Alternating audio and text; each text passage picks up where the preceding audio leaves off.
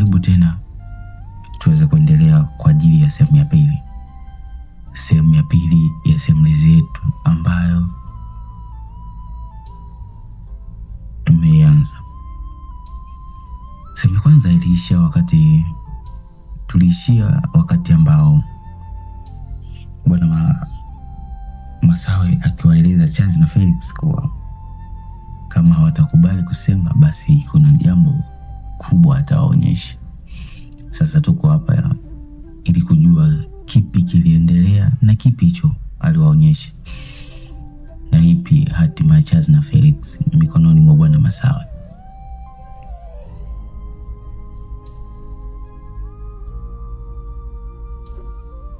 Sasa tunaanza kwa namna hii.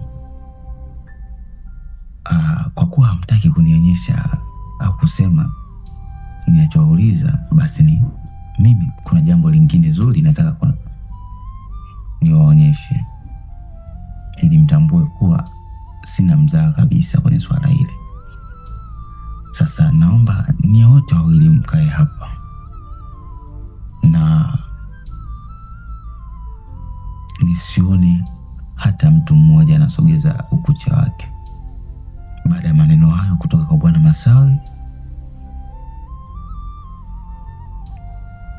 Masawe alitoka nje na kwenda moja kwa moja lilipokuwa gari lake. Hapo alichukua gari lake na kusogeza kabisa karibu na mlango wa kuingilia ndani. Baada ya kufanya hivyo, alirudi ndani na kuelekea chumbani kwake ambapo alitoka na mifuko miwili mikubwa.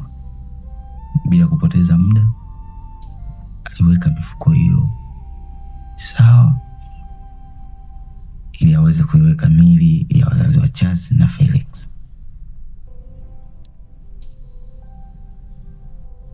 Kila mmoja aangalie hiki kinachokifanya bila kupepeza macho nje, na hivyo basi atakayefanya tofauti na ninachokisema hapa nitakata kidole chake kimoja.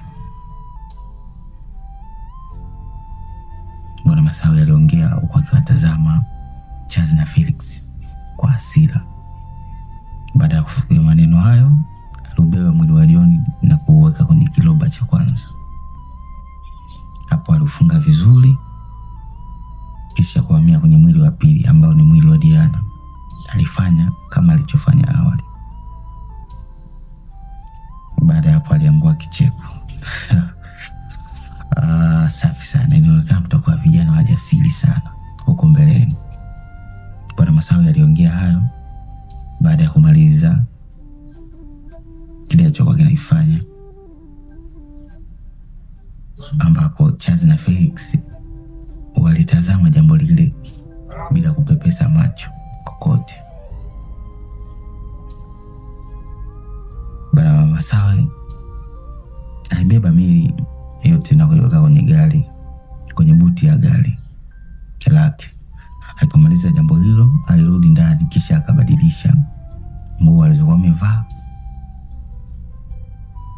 bila kusahau kwa upande wa Charles na Felix nao aliwaambia waweze kubadili nguo alizokuwa amevaa. Kisha akachukua na kuwaweka ndani ya gari. Taratibu aliondoka ndani ya nyumba hiyo huko giza likiwa limetanda. Si Charles wala Felix, hakuna aliyetambua wapi wanaelekea, japo kila mmoja alikuwa na maswali mengi sana moyoni mwake, akitamani kujua kule wanakoelekea kipi kitatokea na itakuwaje. Safari iliendelea taratibu mpaka ndani ya msitu mmoja. Huko Bwana Masawe aliwatoa Charles na Felix, kisha akachukua vifaa vyake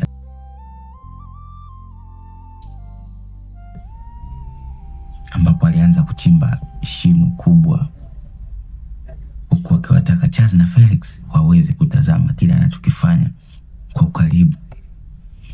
Baada ya kuchimba shimo hilo kubwa, alitoa miili ya wazazi wa Charles kwenye gari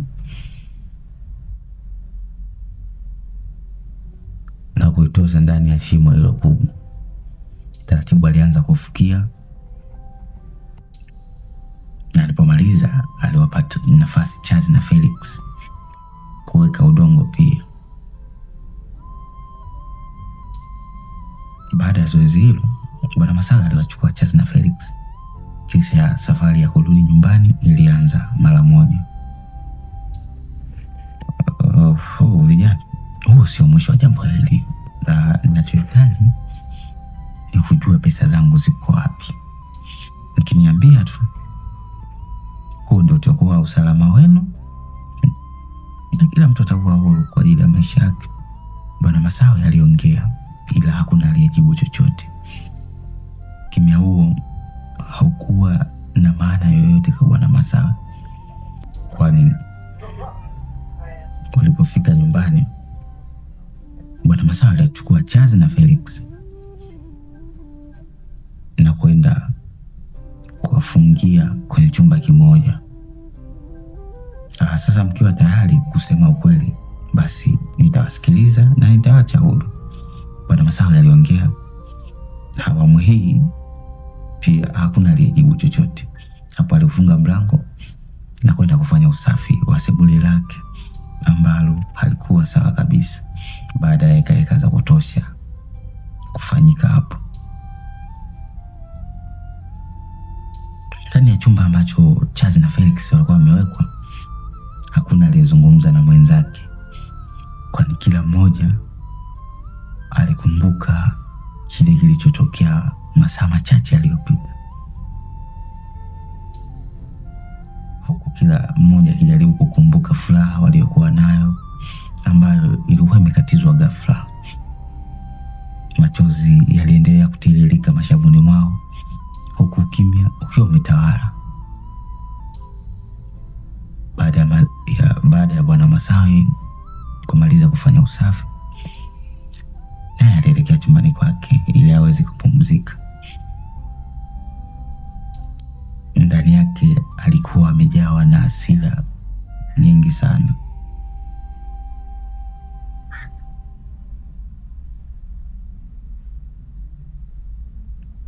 Siku nyingine iliwadia. Masawe aliendelea kusogea, huku kila mmoja ndani ya chumba alichokuwa Charles na Felix ukimya ukiwa umetawala. Hakuna aliyehitaji kabisa kuzungumza na mwenzake. Hapo ndipo Felix aliamua kuvunja ukimya. Kama ulichukua hizo pesa za watu, ni bora useme mapema. Ona kinachotokea hapa. Felix huyo alizungumza. Hebu funga mdomo wako. Unaona mimi ni mtu wa kufanya ujinga kama huo? Charles alijibu kwa hasira. Kwa hiyo unataka kusema ni mimi ndio nimechukua hizo hela? Felix naye aliuliza. Huenda ni wewe umechukua, maana mimi sijasema chochote. Wewe ulishaanza hapa kuuliza maswali ya ajabu, Charles aliongea. Baada ya mazungumzo hayo mafupi, ukimya ulichukua nafasi yake. Wakati hilo likiendelea kwa upande wao, upande wa Bwana Masawe alikuwa jikoni akiandaa chakula chake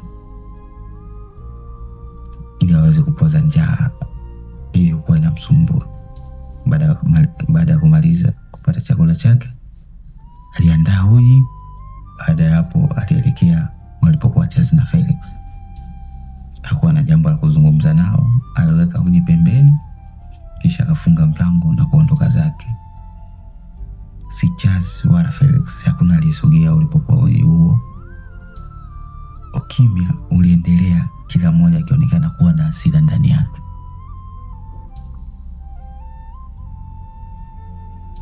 Masaa yaliendelea kusogea.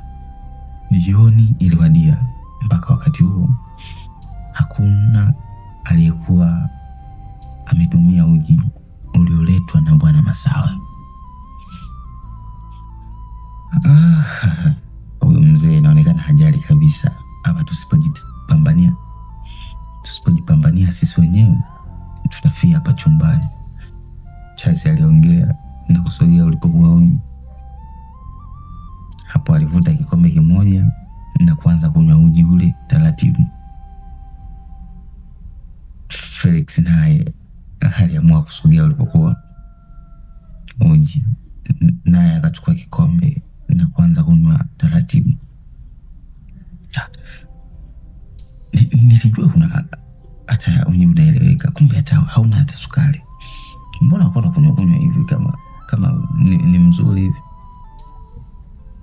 Hapa huyo ni Felix bwana, alianza kulalamika baada ya kupiga funda moja na kugundua uji ule haukuwa na sukari. Hapa upo vitani wewe, unazungumzia vitu vizuri hapa. Hivyo vitu vizuri utavitoa wapi? Chazi aliongea huku akimtazama Felix kwa hasira. Vita gani unazungumzia hapa? Felix aliuliza huku akishusha funda lingine la uji. Wewe unaona hapa uko huru? Huu ni uhuru kweli? Hapa ni kama uko vitani. Mambo yamebadilika na inatakiwa hapa utambue hilo, na inatakiwa pia tupambane sisi wenyewe. Kupambana? Wewe unaweza kupambana na mtu mzima kweli? Kama hii ni vita, basi hatuwezi kushinda kwenye jambo hili, Felix aliongea. Simaanishi kupigana naye, ninachomaanisha ni kutoroka hapa ndani na kwenda kuanza maisha mapya huko kwingine. Chazi aliongea hayo. Unaamini kweli tunaweza kufanya hilo, tukafanikiwa kabisa kutoroka hapa ndani? Felix aliuliza.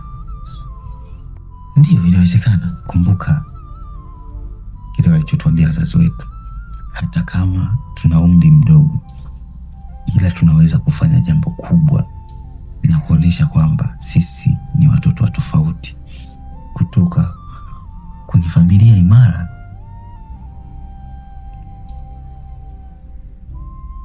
Chazi alijibu.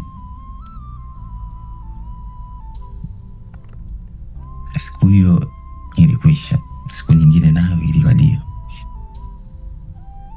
nayo pia ilipita, huku Chazi na Felix wakiwa hawajapata kitu kingine chochote zaidi ya uji waliopata siku iliyopita.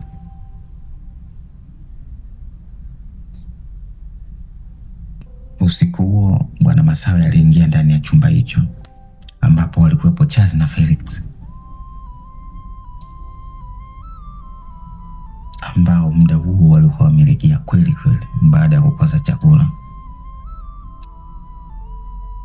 Vijana, naamini mmeshakubaliana ili muweze kusema ukweli, Bwana Masawe aliongea akiwa amekazia macho Chazi na Felix. Licha ya hali hiyo, hakuna aliyejibu chochote. Naongea alafu nyie mnanitazama tu, mnahisi niko hapa kufanya vituko? Mnahisi hii ni cheka tu? Bwana Masawe aliongea hayo huku akiwapiga makofi ya nguvu Chazi na Felix na kumwacha kila mmoja chini. Kila mmoja alijizoazoa kutoka chini baada ya kupokea kipigo kutoka kwa Bwana Masawe, kisha wakasimama. Haya, niambieni pesa zangu ziko wapi? Kama mkishindwa kunijibu, basi kaburi lenu leo nitaliandaa kwa ajili yenu, Bwana Masawe aliongea. Hatukuchukua pesa yoyote kutoka kwako, pe nafasi ya kuwa huru. Mimi nakuahidi jambo moja, hiyo pesa nitailipa, Felix aliongea. Kwa akili zako unahisi unaweza kupata hiyo pesa? Mmezaliwa mkiwa maskini na mtakufa kwenye umaskini tu, hakuna namna mtatoka kwenye umaskini, Bwana Masawe aliongea. Nakuahidi nitalipa hiyo pesa, Felix aliendelea kusisitiza. Funga mdomo wako mchafu mtoto, nimepata ujasiri wapi wa kuongea na mimi namna hii? Bwana Masawe alifoka. Samahani, nimebanwa na haja kubwa, naomba nafasi ya kwenda kujisaidia mara moja. Chazi aliongea. Umekula nini hapa mpaka upate kitu cha kupeleka huko chooni? Bwana Masawe aliuliza. Nina matatizo tangu nilipokuwa na miaka 5. Hata nisipokula vitu vingi huwa napatwa na haja kubwa, Chazi aliongea. Haya, nenda haraka, nakupa dakika 3 tu, kizidisha hapo kitakachokukuta. Nisiongee mengi ila kupoteza muda. Chazi alitoka haraka, na baada ya kutoka ndani ya chumba hicho alielekea jikoni moja kwa moja.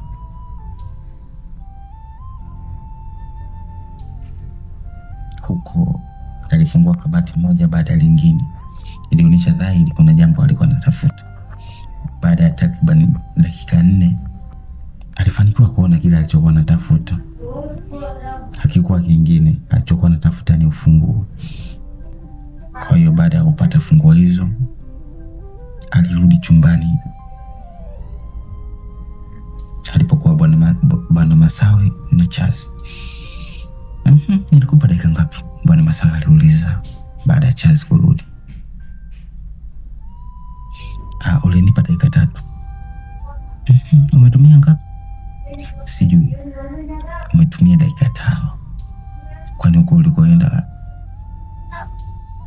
mbona ulikuwa na mawe au ulikuwa na nini? Bwana Masawe aliongea maneno hayo ambayo yalisindikizwa na kofi.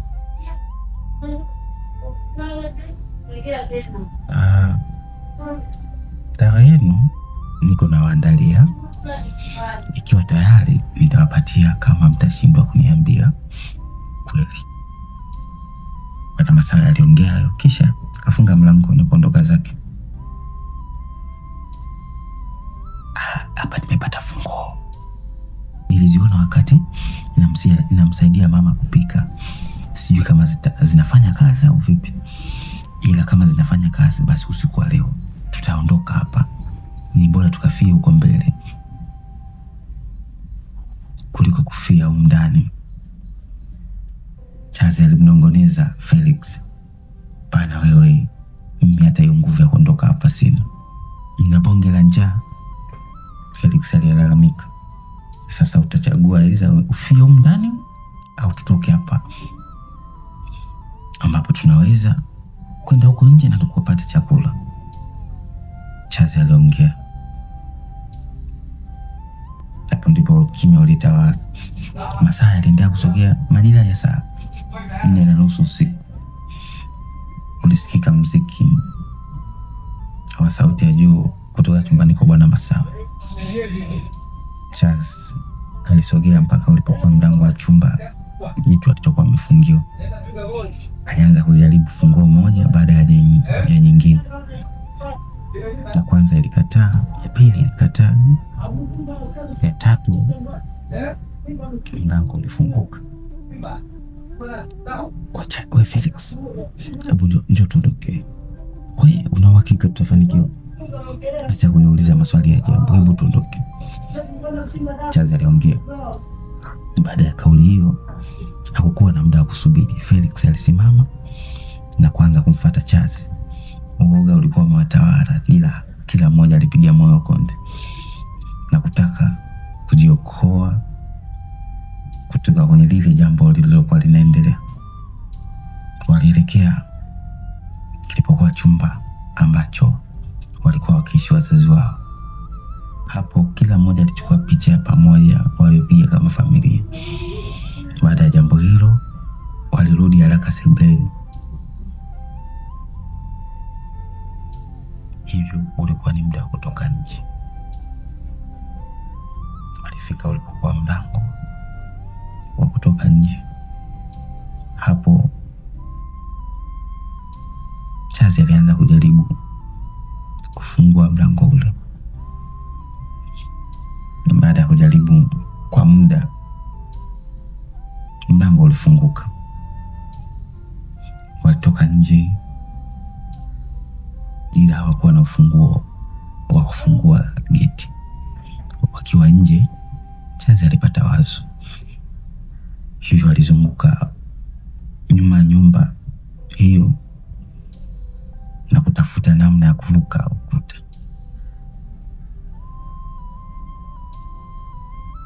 Licha ya njaa kali iliyokuwa inawaandama, hakuna aliyehitaji kubaki ndani ya nyumba hiyo.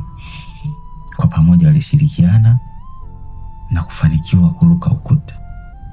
Nje walipokelewa na mbwa, hivyo walianza kukimbia haraka ili kujinusuru kutoka kwenye kile kilichokuwa kinaendelea.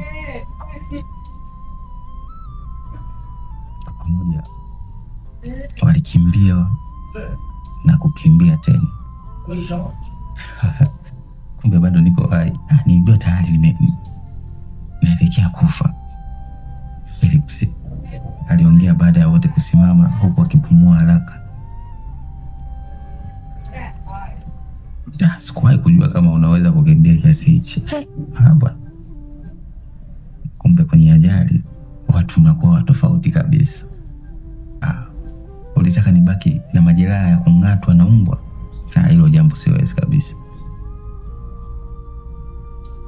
Vipi sasa? Kwa hiyo tunaenda wapi? Felix aliuliza. Nifuate ili tuone kama tutapata sehemu ya kupumzika, Charles aliongea. Hivyo aliendelea kutembea usiku huo. Alikatiza mitaani huku ukimya ukiwa umetawala sana maeneo hayo. Charles na Felix wakiwa wanaendelea kukatiza mitaani, walifanikiwa kumwona mwanaume mmoja akifungua mlango ili aweze kuingia ndani ya nyumba yake. Hapo waliamini wanaweza kupata msaada, hivyo walielekea alipokuwa mwanaume huyo haraka. Nyinyi wapuzi, mnaenda wapi usiku huu? Au mmetumwa kuniibia hapa? Mwanaume yule aliongea huku akiwa amekazia macho Charles na Felix. Hapana. Tuna mna nini? Charles alijaribu kuongea. Haya, ondokeni hapa. Sitaji kumwona mtu hapa. Wezi wakubwa nyie ndo mapanya rodi nyie. Tena nisingekuwa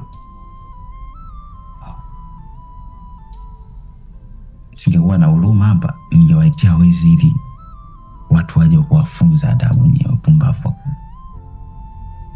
Na mume yule aliongea kwa hasira, kisha akaingia ndani na kufunga mlango. Ina maana watu wote wana mambo ya ovyo kiasi hichi? Mbona hakuna ambaye hata anajaribu kutusikiliza? Charles aliongea. Ndo mambo yalivyo sasa, ila ukweli ni kwamba sio kila mtu ana roho mbaya. Kuna watu wachache wana roho nzuri. Charles alijibu. Huenda watu wema ni wale maskini, tena kwa sababu hawana pesa, ila nao wakizipata pesa amini na wao watakuwa watu wabaya. Yaani usikuti hata wazazi wetu walikuwa na upendo kwa sababu hawana hela. Vipi kama ungekuwa na hela, unaamini wangekuwa na upendo kweli? Sasa unakoelekea huko unatafuta ubaya. Elewa kwamba duniani kuna watu wema na kuna watu wabaya, bila kujali aina yao ya maisha.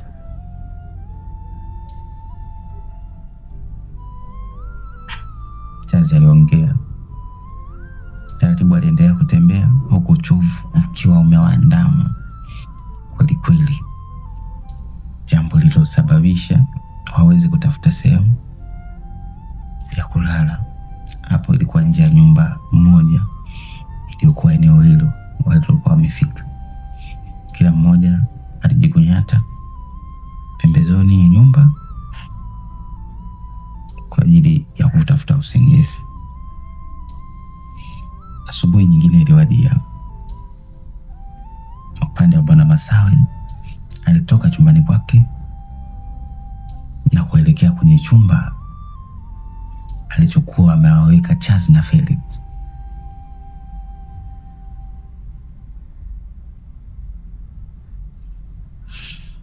Alifungua mlango taratibu, hapo alikuta chumba kikiwa kitupu.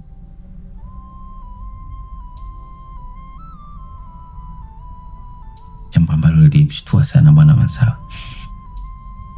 Bwana Masawe alitoka nje haraka na kuanza kuzunguka huko ili kuona kama anaweza kuwapata Charles na Felix. Aliangalia geti nalo lilikuwa limefungwa. Hapo Bwana Masawe aliamua kuacha gari lake na kuondoka ili kuwatafuta Charles na Felix. Kama nisipofanya jambo hili kwa umakini nikawapata hawa watoto, wanaweza kunifanyia jambo la ajabu sana, hata kuniripoti polisi. Sasa nitahakikisha na watafuta kila mahali, hata chini ya jiwe, nihakikisha na wapata. Bwana Masawe aliongea haya huku akiendesha gari lake taratibu. Upande wa pili, Felix alikuwa akitetemeka kutokana na baridi pamoja na njaa kali iliyokuwa inamsumbua.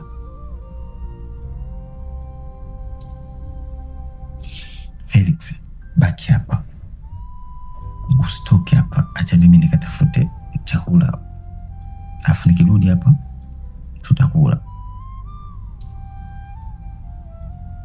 Hakikisha unazingatia ninachokwambia, usitoke hapa mpaka nitakaporudi, maana akili yako naijua wewe hauelewi kabisa. Sawa, nimekuelewa.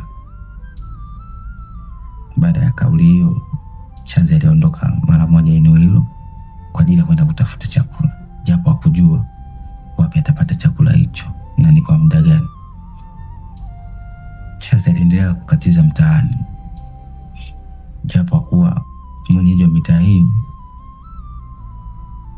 Baada ya kutembea kwa muda, alifanikiwa kuona jalala moja ambalo aliamini anaweza kupata kitu chochote. Hakuwa na sababu ya kujiuliza mara mbili, hivyo aliingia hapo na kuanza kutafuta chakula.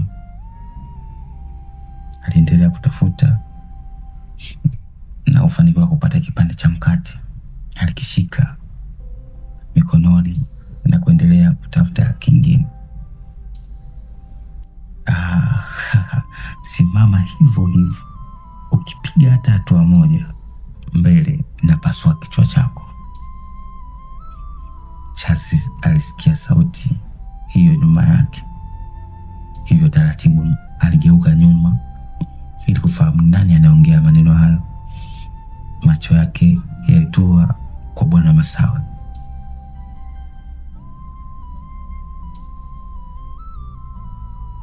Mwenzako yuko wapi, Bwana Masawe? Aliuliza akiwa amemshika Charles. Sifahamu yuko wapi, Charles alijibu kwa hofu. Niambie mwenzako yuko wapi, hata usiwe na shaka, Bwana Masawe aliuliza kwa mara nyingine, kwa tabasamu hafifu likionekana usoni mwake. Sifahamu alikuelekea, Charles alijikaza na kujibu kwa ujasiri. Sawa, usihofu, utaniambia tu yuko wapi muda ukifika. Sasa tunakwenda pamoja mpaka nyumbani.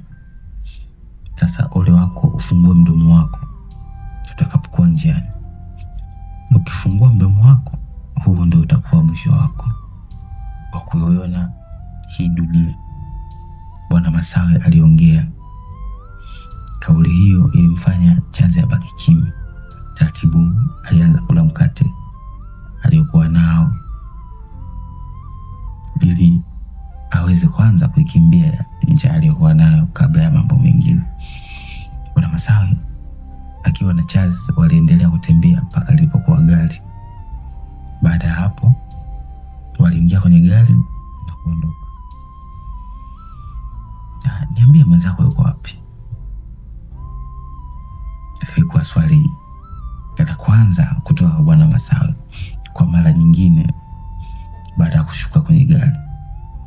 unafahamu alipoelekea? Charles alijibu kwa kujiamini, haufahamu? Ndiyo, sifahamu. Baada ya jibu hilo kutoka kwa Charles, Bwana Masawe aliingia ndani akiwa na Charles. Bwana Masawe alimtazama Charles kwa sekunde kadhaa. Sura yake ilionyesha namna alivyokuwa na hasira kali. Taratibu aliotoa mkanda uliokuwa kwenye suruali yake na kukunja vizuri kabisa. Vipi, bado hautaki kuniambia aliko ndugu yako? Hapana, sijui kwa kweli yuko wapi. Natamani sana kujua yuko wapi, maana tangu asubuhi sijaonana naye. Charles aliongea kwa ujasiri ili asionekane kama anadanganya. Bwana Masawe aliukunja mkanda wake vizuri tena. Hakuwa na chembe tena ya huruma ndani yake. Alianza kumpiga Charles kwa hasira, ambaye alianza kulia kutokana na maumivu makali aliyokuwa anayapata. Sasa naenda kumtafuta mwenzako, nikirudi naye hapa nitanieleza kwa pamoja. Ungewezaje kutoka hapa ndani na kuondoka? Bwana Masawe aliongea hayo na kumwacha Charles akiugulia kwa maumivu makali.